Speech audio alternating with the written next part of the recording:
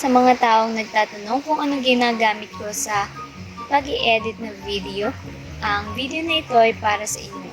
And before I start, don't forget to like and subscribe. In today's video, I'm going to show you how to download and install Wondershare Filmora totally free. First, you guys need to go fill your browser and paste the link which up in the description below and press enter.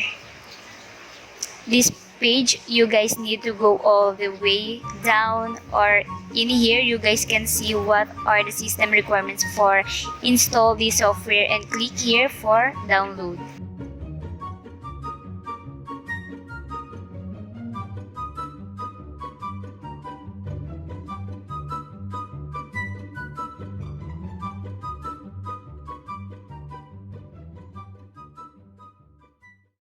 This is the file after download. Before you guys extract, you guys need to turn off the antivirus and then turn it.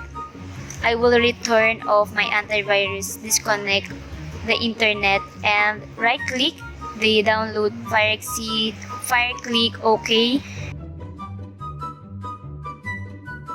Inside this folder, inside this one, click the setup again.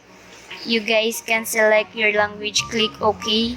You know guys need to accept the agreement. Next in here, if you guys need to change your install location, feel free to change from here, otherwise feel free to leave as it is and click next. In here, I'm going to untick this one.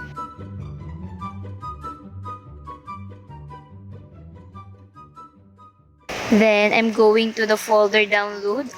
Folder inside this one, crack. I'm going to copy two files and I click copy, go to the shortcut up files here, Filmora, right click, go to the file location and paste it there.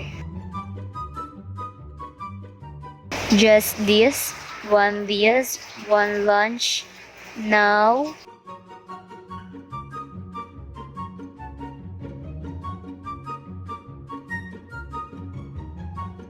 This is how it look like when you open the first time in here. There are a couple of tips. You guys feel free to follow that one, otherwise you can close it here. Okay. In here everything is working fine, or you guys can go to the head and click about nothing problem. Everything is working fine.